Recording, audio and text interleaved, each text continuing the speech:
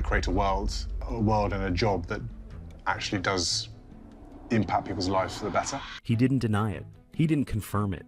Kensington Palace issued nothing at all. No statement, no correction, not a single line pushing back on the rumors that have followed his 11-year-old daughter all summer. And when Prince William finally answered them, he never once said Charlotte's name. The response came somewhere nobody was looking for it. A documentary, a camera, a single sentence about the British press that almost everyone watching mistook for a complaint. It wasn't a complaint. That's the bit that excites me, is the idea of being able to bring some change. Not overly radical change, but changes that I think need to happen.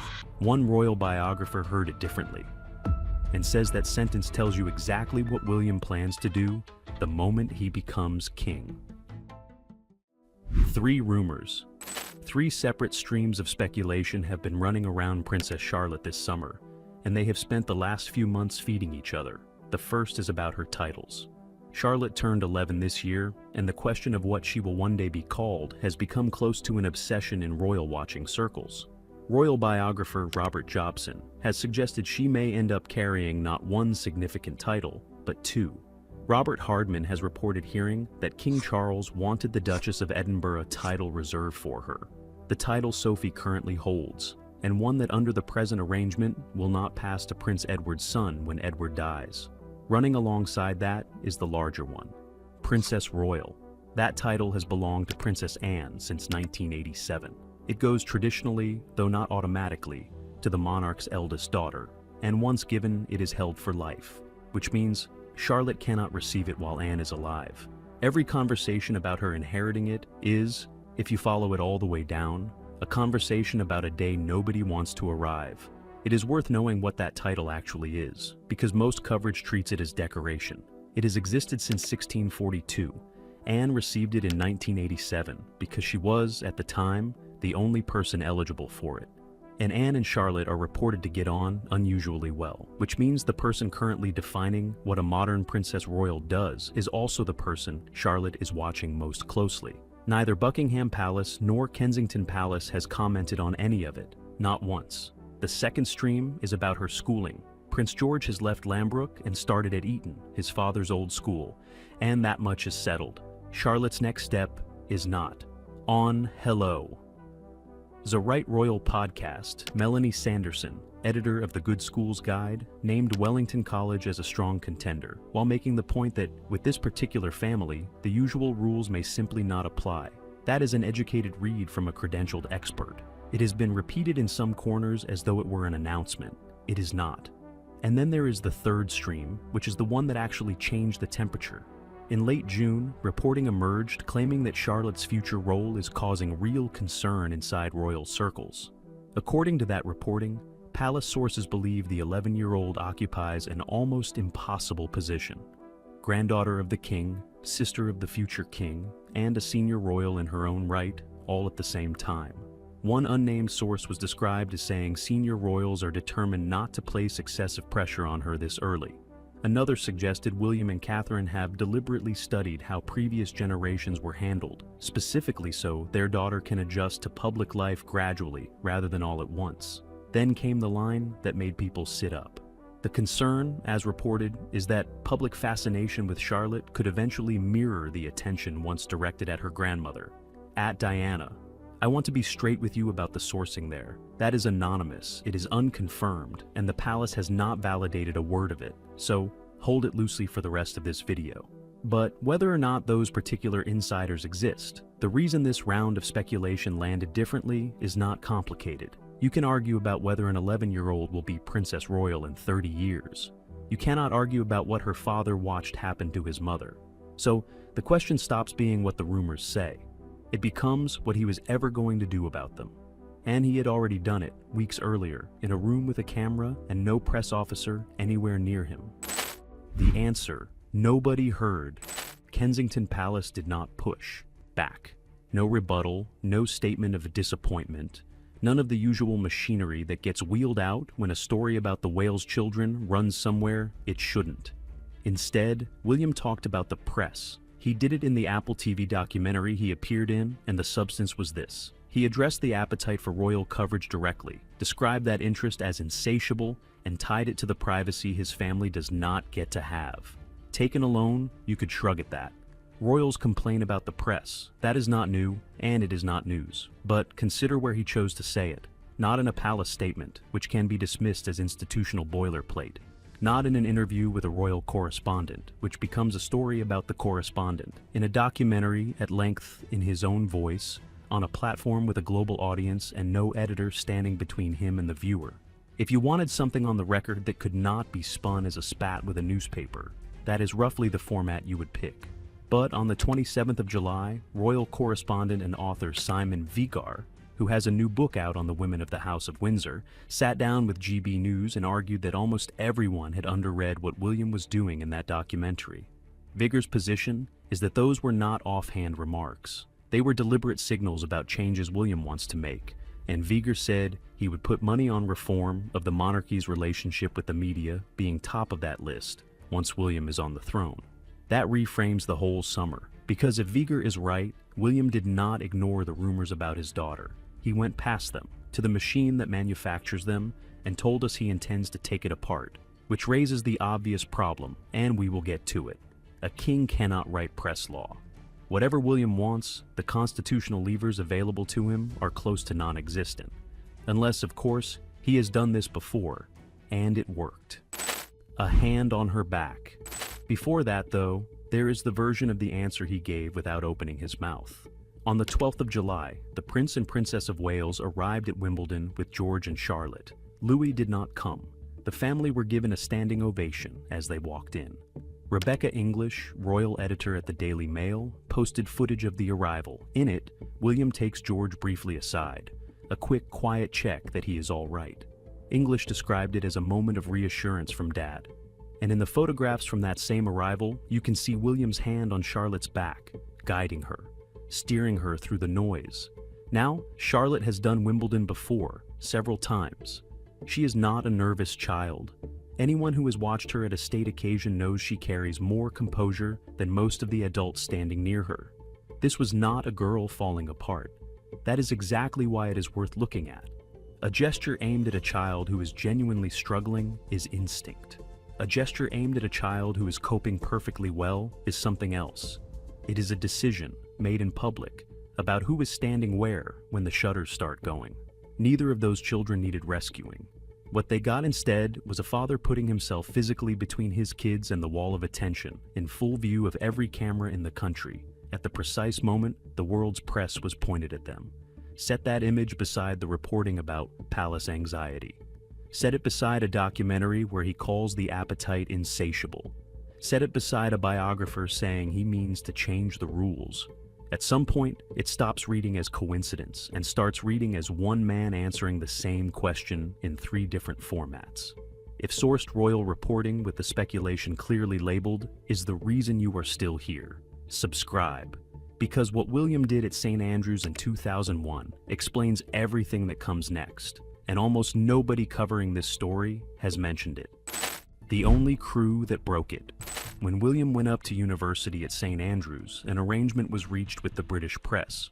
Note the timing. That was 2001, 4 years after his mother's death, with the country's relationship to royal photography still raw, and with a teenager about to be dropped into an ordinary Scottish town where anyone with a camera could stand 15 feet from him at a bus stop. Whatever else it was a test of whether the thing that had happened to Diana was inevitable or negotiable. The terms were simple. Leave him alone while he studies, and there will be access at agreed moments. No long lenses across the quad, no reporters in the student union. 4 years of something approaching a normal life. And here is the part that gets left out. According to Vigar, it held. The agreement was honored, the entire British press pack kept its word, with one breach, and the outlet that came through it was a television production company owned by William's own uncle, Prince Edward. Sit with that for a moment. 4 years, an entire industry, and the deal stood. The only crew that came through the gap was family. That is not a neutral piece of biography. That is formative. That is a 20-year-old learning 2 things at once. That a negotiated boundary can be made to hold, and that the person most likely to walk through it may not be a stranger. Vigar's argument is that this is the template. His view is that when George, Charlotte, and Louis reach their 20s and finish university, a similar arrangement will be sought. Not identical, because privacy law has moved a great deal since 2001 and continues to move, but similar in shape. There will be conversations. He also expects the boundary to extend somewhere it never went for William's own generation. To the people the young royals date. What can and cannot be printed about a partner who never signed up for a word of this.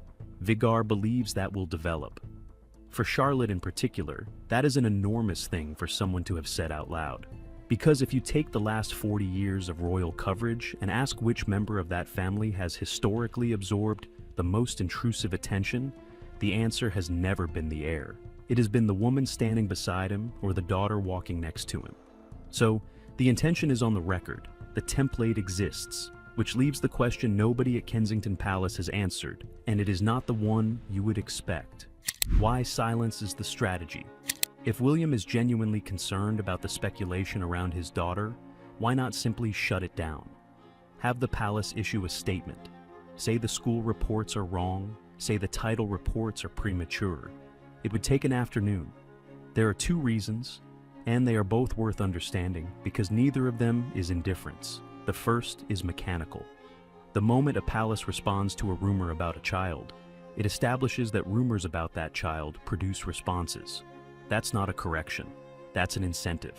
Every outlet that wants a line out of Kensington Palace now knows exactly which button to press, and the button is an 11-year-old.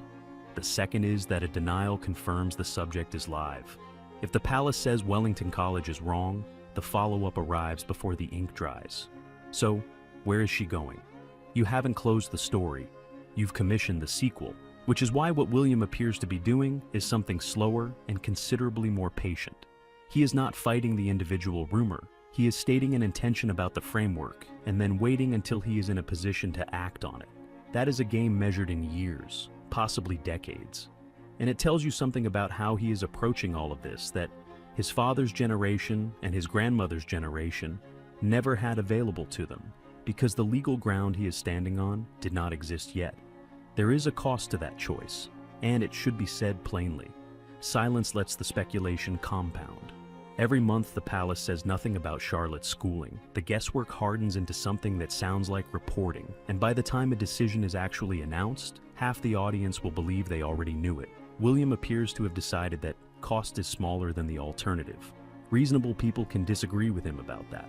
But intention is not the same as capability, and there is a hard line to be drawn now between what we know and what we have simply been told. What is actually true? Start with what is confirmed, because it is a short list and it is solid. Charlotte is 11. She attended Wimbledon on the 12th of July with her parents and her brother, and William was photographed guiding her through the crowds. He addressed press intrusion in an Apple TV documentary. George has started at Eton. That is the ground floor, and none of it is in dispute. Above that sits expert opinion, credibly sourced, named, but not official. That Charlotte may one day receive the Princess Royal title. That Charles may have wanted the Duchess of Edinburgh title reserved for her. That Wellington College is a live possibility. That William intends to reform the monarchy's relationship with the press. And that his children's 20s will involve some negotiated version of the St. Andrews arrangement.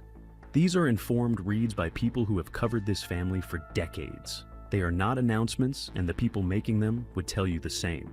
Below that is the anonymous layer, and that is where the palace concern reporting lives. The unnamed sources, the pacing of her appearances, the comparison to her grandmother. I lean toward thinking it is directionally right. And not because I trust anonymous palace sources, because I don't. It is because the observable behavior matches. Charlotte's public appearances have been noticeably rationed. Louis still has not been to Wimbledon. The children surface in curated photographs at family milestones, and then disappear for months at a stretch. That is a pattern, and patterns are much harder to invent than quotes. And then there is what is flatly unknown, which is most of it, when any title might be conferred. Where Charlotte will actually go to school, what William will actually be able to change as king, given that a monarch's power over the British press is, constitutionally, close to zero. That last one matters more than anything else in this video. A stated intention from a future king is worth listening to. It is not a policy, and it is not a guarantee, which leaves one thing underneath all of it that has nothing to do with titles or schools at all. The thing underneath. William was 15 when his mother died. He walked behind her coffin in front of a global television audience, and he has said in the years since that he is still working out what that public exposure did to a grieving child. Charlotte is 11. In 4 years, she'll be the age he was. What the reporting this summer describes, accurate or not, is a family that has looked very carefully at how the previous generations were handled and decided to do it differently, slower, quieter. With a parent physically inside the frame, hand on the shoulder, at the moment the crowd noise rises. Vigor's read is that William already told us what he means to do. The documentary was the signal. The Wimbledon photographs were the demonstration. And the total silence out of Kensington Palace on the titles and the schooling is not indifference at all. It is a refusal to feed a machine he would rather dismantle. Whether he can dismantle it is a separate question, and I would be careful about assuming he can. Wanting a thing and being able to deliver it are not the same, and kings have far less room to maneuver than people imagine. The same institution that produced the Gentleman's Agreement of 2001 also produced the uncle whose company broke it. But it is the clearest signal we have had from him yet, and it came, characteristically, without ever saying her name. So, what do you make of it? Do you think William is genuinely going to change how the press covers this family? Or is that a promise no monarch is actually positioned to keep? Is the palace right to stay silent on the rumors about Charlotte's future? Or does silence just let the speculation run unopposed? And do you think an 11-year-old should have her adult titles debated in public at all? Drop your thoughts in the comments. I read every single one, and the comment section on these videos is consistently sharper than most of the coverage. If you want more of this, the actual reporting, sourced, with the speculation clearly labeled as speculation, hit the like button and subscribe, because there is a decision coming on Charlotte's schooling that will tell us far more about her future than any title ever will, and I will be covering it the moment it lands. I will see you in the next one.